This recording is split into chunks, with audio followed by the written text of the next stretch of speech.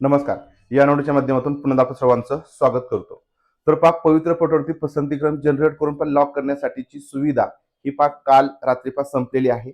आणि आता आपण असं म्हणू शकतो की आपण म्हणजे सर्वांनी या ठिकाणी आपलं जे नशीब आहे ते पवित्र पोर्टलमध्ये पण लॉक केलेलं आहे. तुम्ही विदाउट इंटरव्ह्यूचे तुमचे पसंती क्रम तुमच्या आवडीनुसार दिलेले असतील. त्यानंतर विथचे पसंती क्रम तुम्ही तुमच्या आवडीनुसार 50 लॉक केले असतील की त्यापेक्षा कमी लॉक केले असतील. आणि आता शेवटी आपण म्हणजे ज्या काही सगळ्या गोष्टी आपल्या हातामध्ये होत्या त्या सगळ्या गोष्टी आपण व्यवस्थितपणे पूर्ण केलेल्या आहेत. म्हणजे आपण लॉक केलेलं आहे. शेवटी आता आपलं जे नशीब आहे, शेवटी नशीब आहे आपण म्हणूया की, कारण नशीब का म्हणायचं, शेवटी बघा तुमची मेहनत तर असणारच आहे. तुम्ही मेहनत पण सगळ्यांनी केलेली आहे, मार्कही खूप चांगल्या प्रकारचे मिळवले. परंतु आता आपल्या रेसमध्ये नेमकं कोण आहे, आपल्या रेसमध्ये आपल्या पुढं कोण आहे हे अजून आपल्याला माहिती नाही. त्यामुळे आता शेवटी ज्या काही गोष्टी आहेत त्या नशिबाच्या, बरोबर. कारण बघा आतापर्यंतची जी काही सगळी प्रोसेस होती ती आपल्या हातामध्ये होती. तुमचे कागदपत्र व्यवस्थित भरणं असेल, तुमची सेल्फ सर्टिफिकेशनची माहिती व्यवस्थित भरणं असेल, त्यानंतर जे पसंतीक्रम जनरेट झाले तर ते आपल्या जे काही शैक्षणिक पात्रता आहे त्याच्यानुसार आपण भरलेले आहेत किंवा नाही, किंवा ठिकाणी आलेले आहेत किंवा हे सगळं चेक करून ज्या कोणकोणत्या जागा आलेल्या आहेत आपल्या आपल्या म्हणजे मार्कानुसार किंवा ठिकाणी कास्टानुसार, किंवा आपण जे काही सगळ्या गोष्टी बघितल्या आपल्या शैक्षणिक पात्रतेनुसार योग्यतेनुसार ते सगळ्या व्यवस्थित भरलेले आहेत. त्यामुळं हे फक्त आपल्या हातामध्ये होतं. म्हणजे इथपर्यंत सगळं आपल्या हातामध्ये होतं. मग आता इथून पुढं नशीब आपलं काय आहे, म्हणजे थोडक्यात ते आपण जे लॉक केलं, लॉक करणं आपल्या हातामध्ये होतं आणि लॉक केलं म्हणजे थोडक्यात आपलं नशीब इथं आपण लॉक केलं. आता ज्यावेळेस या ठिकाणी प्रोसेस पुढची होणार आहे त्यावेळेस सगळ्यांच्या मेरिट याद्या लावतील, मेरिट याद्या पण लागल्या जातील आणि मग त्याच्यामध्ये आपलं नाव येते किंवा येणार नाही. हे आता आपल्या नशिबामध्ये आहे, बरोबर. म्हणून या ठिकाणी आता आपल्याची वाट बघावी लागेल. वाट कधीपर्यंत बघायची, कारण सगळ्यांचा एकच प्रश्न आहे की सर आताची प्रोसेस झाली मग पुढचं काय, कधीपर्यंत या ठिकाणी निवड याद्या लागतील, मेरिट याद्या लागतील. कारण आपल्या सगळ्यांना तर उत्सुकता लागलेली असते की बाबा आम्ही जे पसंतीक्रम दिले आहे त्याच्यामध्ये मी बसतोय का बसत नाही.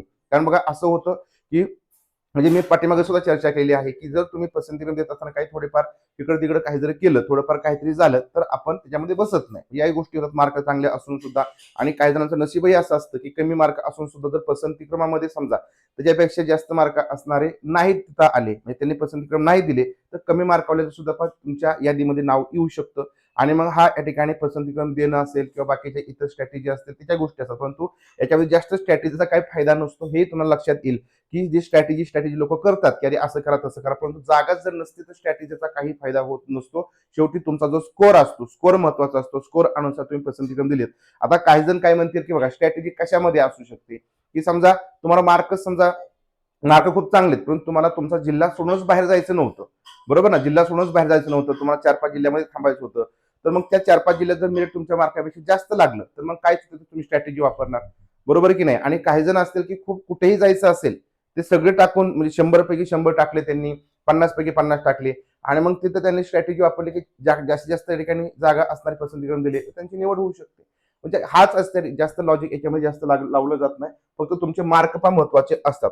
आता सगळ्यात महत्वाचं बघा, तर हे तुमचं जो काही पवित्र पोर्टल आहे, पवित्र पोर्टल पण शेवटी लॉक झालेलं आहे. तुम्हाला आता अनलॉक करता येणार नाही, तुम्हाला स्वतःला या ठिकाणी उघडता येणार नाही. आता ते कोण उघडणार, तर पवित्र पोर्टल याची प्रोसेस करेल, बरोबर. सॉफ्टवेअर तुमचं रन होईल आणि त्याच्यानंतर तुमचे जे पसंतीक्रम दिलेले आहे, तुमचा प्राधान्यक्रम आहे, तुमचे मार्क सगळ्यात महत्वाचं. आता कारण बघा जे कास्ट वगैरे होतं ते सगळ्या अनुसार आपली प्रोसेस झाली. आता सगळ्यात महत्वाचं काय असणार आहे, सगळ्यात महत्वाचं तुमचे मार्कानुसार तुमची म्हणजे उतरत्या क्रमाने मांडणी केली जाईल. सगळ्यात पहिला पसंतीक्रम तुमचा बघितला जाईल. तुमच्या मेरिट अनुसार तुम्ही त्या ठिकाणी बसताय का, जागेच्या उपलब्धी अनुसार बसताय का ते बघितलं जाईल. आणि तुम्हाला तो जो काही जिल्हा परिषद असेल, महानगरपालिका असेल ती अलॉट केली जाईल, बरोबर. आणि मग तुमचं त्या यादीमध्ये पण नाव येणार. त्याच्यानंतर याद्या तयार केल्या जातील, याद्या परत चेक केल्या जातील. याद्या फक्त कम्प्युटरने तयार केल्या म्हणजे त्या आहेत अशा फॉरवर्ड केल्या जात नाहीत, तर त्या मॅन्युअली चेक केल्या जातात की बाबा बरोबर सगळ्या गोष्टी झालेल्या आहेत का, कमी मार्कवाला एखादा पुढे गेलाय का, जास्त मार्कवाला कमी म्हणजे राहिलाय का, असं या ठिकाणी चेक केलं जातं. आणि मग त्याच्यानुसार फायनल सगळ्या ज्या याद्या आहेत त्या पण डिक्लेअर केल्या जातात. आता पाठीमागचा जर समजा इतिहास बघितला तर समजा काही वेळेस आपण म्हणूया की एक महिना 1.5 महिना वेळ लागला, परंतु गेल्या वर्षी थोडासा लवकर प्रोसेस झाली होती.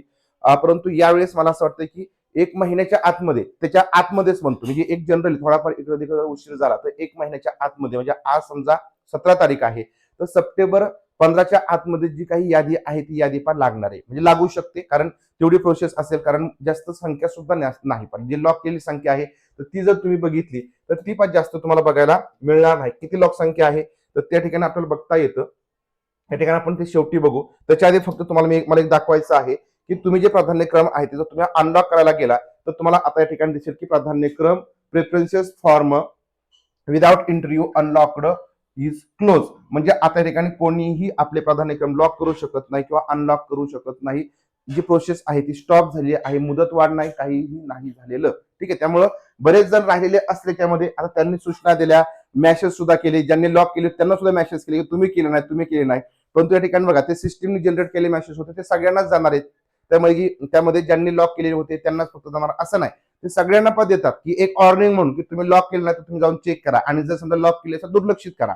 असे मेसेज ते सगळ्यांना आलेले होते. तुम्ही ते व्यवस्थित मेसेज वाटले तर लक्षात तुमच्या आलं असेल की बाबा जर तुम्ही ऑलरेडी जर तुम्ही लॉक केले असतील तुम्ही या ठिकाणी बघू नका, त्याच्याकडे दुर्लक्ष करा, कारण या ठिकाणी तुम्ही लॉक केलेत. फक्त ज्यांनी लॉक केले नाही त्यांना या ठिकाणी बघण्यासाठी पण त्यांनी सांगितलेलं होतं. तर अशा प्रकारे या ठिकाणी तुमचे जर नशीब आहे तर ते या ठिकाणी पण लॉक झालेलं आहे. आता या ठिकाणी 1 महिन्यामध्ये किंवा या ठिकाणी आपण म्हणून त्याच्या आतमध्ये या ठिकाणी याद्या आता डिक्लेअर होतील आणि सगळ्यात शेवटी मग तुमचं ज्या काही सगळ्या आपण म्हणूया की जे तुम्ही कष्ट केले आतापर्यंत त्याला या ठिकाणी नक्की फळ मिळणार आहे. तोपर्यंत फक्त आणि वेट आणि वॉच करावं लागेल. त्यामुळे आता या ठिकाणी जास्त काही करू नका. या ठिकाणी किती मेरिट येईल किंवा काय होईल, कारण लक्षात घ्या ते मेरिट वगैरे या ठिकाणी बघा अशा गोष्टी असतात की समाधानासाठी असतात. आणि बघा कोणीही जे मेरिट सांगतं ना ते एकदम नॉर्मल सांगतं. म्हणजे बाबा याच्यामध्ये आपलं जास्तीत जास्त तुमची जी संख्या असते ना, म्हणजे बघा मी एक लॉजिक बघितलेलं आहे की समजा तुमची जी म्हणजे संख्या असते की या संख्येमध्ये खूप मोठा लॉट आहे, म्हणजे खूप जास्त विद्यार्थी आहेत, तर तो कट ऑफ सांगितला जातो. लक्षात घ्या, कट ऑफ अचूक काढण्यासाठी म्हणजे तो अंदाजे सांगितला पाहिजे, आपल्याला थोडंसं कानाला बरं वाटलं पाहिजे म्हणून तो असतो किंवा ठिकाणी तर तो सांगितला जातो. त्यामुळे काय होतं किंवा तुम्हाला पण बरं वाटतं अरे माझा नंबर लागेल ना, माझा नंबर लागेल. परंतु लक्षात घ्या कट ऑफ साठी भरपूर काही गोष्टी असतात. तुमचे मार्क महत्वाचे असतात, तुमच्या जागा महत्वाच्या आहेत, तुमच्या विषयाच्या जागा महत्वाच्या आहेत. तर तुम्ही पसंतीक्रम कोणते दिलेले आहेत ते सगळ्यात महत्वाचं असतं. तुम्ही जे पसंतीक्रम दिले खूप जागा जास्त असताना दिले परंतु त्या ठिकाणी जास्त उमेदवारांनी पसंतीक्रम दिले तर त्यांचं मेरिट पण तिथं वाढू शकतं. या सगळ्या गोष्टी असतात बघा. आणि या म्हणजे एकदम नॉर्मल नाही ना, समजा एकच भरती असेल, समजा तुमची ग्रामसेवकाची भरती असेल किंवा तळटीची भरती असेल तर तुमचं लमसम जे मेरिट आहे ते सांगता येतं. परंतु याच्यामध्ये सांगतात नाही, याच्यामध्ये भरपूर काही गोष्टी वेगवेगळ्या असतात. परत पण मीडियमचा पण याच्यामध्ये फॅक्टर असतो. तुमचं मराठी मीडियम, इंग्रजी मीडियम, तुमचं हिंदी मीडियम, या भरपूर काही गोष्टी आहेत. सेमी माध्यम आहे तुमचं, भरपूर काही गोष्टी वेगवेगळ्या असतात. म्हणजे जागांचं डिव्हायडेशन आहे ते खूप कमी कमी होत जातं आणि त्याच्यानुसार जे मेरिट आहे तर ते व्यवस्थित सांगता येत नाही. परंतु मी तुम्हाला परत एकदा सांगतो, जे मेरिट सांगितलं जातं तुमच्यापर्यंत येतं ना ते नॉर्मली जो काही गट मोठा असतो त्याच्यामध्ये समजा 100च्या याच्या आसपास या ठिकाणी मेरिट लागेल म्हणजे जास्तीत जास्त या ठिकाणी खुश होतील. परंतु लक्षात घ्या ते तात्पुरता आनंद असतो, तात्पुरता आनंद घ्या, त्याबद्दल दुमत नाही. परंतु मग त्याच्यानंतर याद्या लागल्यानंतर फक्त आपल्याला कुठल्या प्रकारचा आपण अपेक्षा ठेवतो ना किंवा माझं झालंच पाहिजे, माझं व्हायलाच पाहिजे होतं, तर मग मात्र ते थोडंसं दुःख त्यावेळेस होतं. त्यामुळं आता मला असं वाटतं की शांत राहावं. ज्या काही तुमच्या गोष्टी हातामध्ये होत्या ते तुम्ही आता केलेल्या आहेत. आता जे काही समजा प्रोसेस होणार आहे त्याच्या अनुसार तुम्हाला जे अलॉटमेंट आहे ते 100% मिळेल जर तुम्ही त्या मेरिटमध्ये बसलात तर. बाकी शेवटी जे तुमचं होणारच नाही किंवा ठिकाणी जे तुमचे मार्कच कमी पडले तर त्यासाठी आपण काहीही करू शकत नाही. त्यामुळे हे गोष्टी थोडंसं लक्षात ठेवा आणि जी रियालिटी आहे तर ती आपल्याला ऍक्सेप्ट करावी लागेल, कारण आता आपल्या हातामध्ये काहीही नाही. आता बघा किती जणांनी आपले पसंतीक्रम लॉक केले आहेत ते एकदा बघून घ्या. बघा सगळ्यात महत्वाचं जे प्रेफरन्स जनरेट झाले ते 1,51,020 1,51,020 म्हणजे 1.5 लाख लोकांनी फक्त प्रेफरन्स जनरेट केले 1,70,000 पैकी. म्हणजे बघा नोकरीची अपेक्षा किती जणांना आहे. त्यानंतर लॉक किती जणांनी केलेले आहेत बघा 1,46,650 1,46,000 म्हणजे 1.5 लाख सुद्धा लोकांनी प्रेफरन्सला लॉक केलेले नाहीत. म्हणजे काही जण काय म्हणतात लांब जायचंच नाही, हा पण फॅक्टर असतो. म्हणजे याच्यामध्ये खूप जास्त मार्क असणारे भरपूर जण असणार आहेत परंतु त्यांना लांब जायचं नाही. विशेषतः लेडीज असतील किंवा जेंट्स सुद्धा म्हणतात की चला नको मला लांबच्या ठिकाणी नाही जायचं. नंतर हे झालं विदाउट इंटरव्ह्यूचे लॉक केलेले. नंतर विथ इंटरव्ह्यूचे 1,41,865 उमेदवारांनी आपले पसंतीक्रम जनरेट केले. त्यापैकी लॉक किती केले 1,31,505 उमेदवारांनी पसंतीक्रम काय केले लॉक केलेले आहेत. आणि मग आता बघा हे जनरेट केलेले जे काय 1,41,000 आहेत तर हे तुमच्या ठिकाणी कॉम्प्युटर नाहीत तर तुमचे कॉम्प्युटर हे विथ इंटरव्ह्यू साठी 1,31,505 आहेत. आणि यापैकी विदाउट मध्ये 1,51,000 या ठिकाणी जनरेट केले.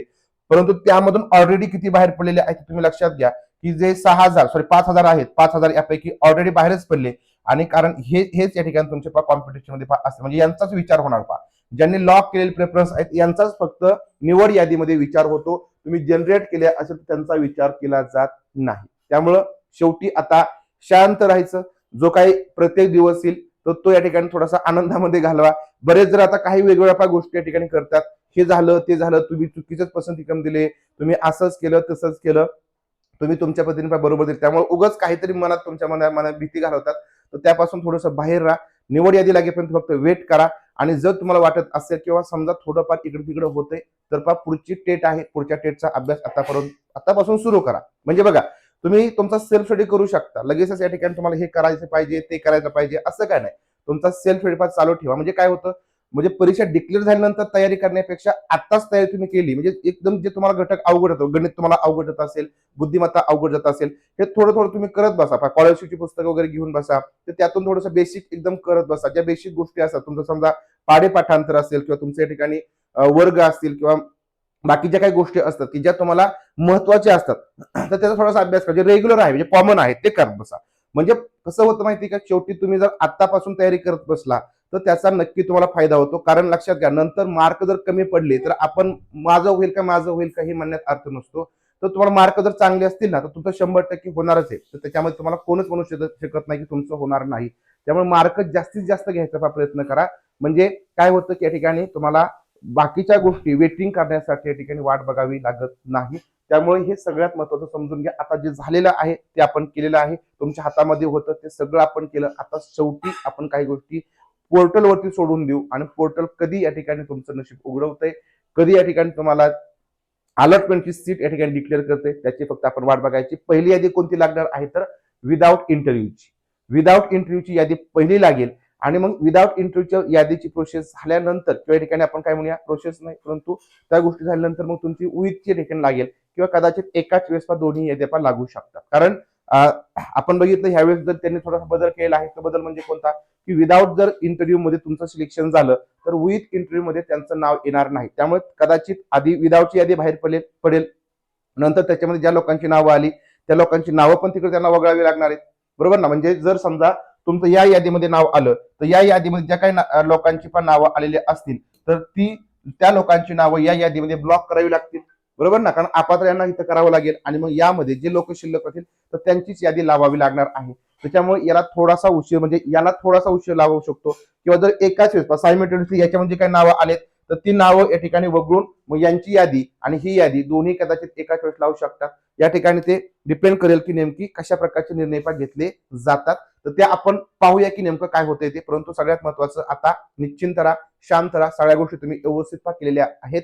आणि माहिती तुम्हाला आवडली असेल त्या ठिकाणी नक्की व्हिडिओ शेअर करा. आणि सगळ्यात महत्वाचं, जर तुम्हाला अजूनही गायडन्स बॅच जॉईन करायचे असेल, पुढे कागदपत्र पडताळणी आहे किंवा इतर अजून काही गोष्टी असतात, तर त्यासाठी तुम्ही नक्की या ठिकाणी ही गायडन्स बॅच जॉईन करा. त्याच्यामध्ये फी आहे, एकदम नॉर्मल फी आहे. तुम्ही इथे जॉईन करू शकता. बाकी तुमचे जे प्रॉब्लेम असतील, काही समस्या असतील त्या सोडवण्यासाठी आपण पण नक्की प्रयत्न करू. परंतु इतर बाबतीमध्ये तुम्हाला नक्की गाईड केलं जाईल. तर व्हिडिओ आवडला असेल, माहितीपूर्ण वाटला असेल, व्हिडिओ लाईक आणि शेअर करा. भेटूया अशाच प्रकारच्या नवीन माहितीपूर्ण व्हिडिओच्या माध्यमातून. तो सर्वांना धन्यवाद.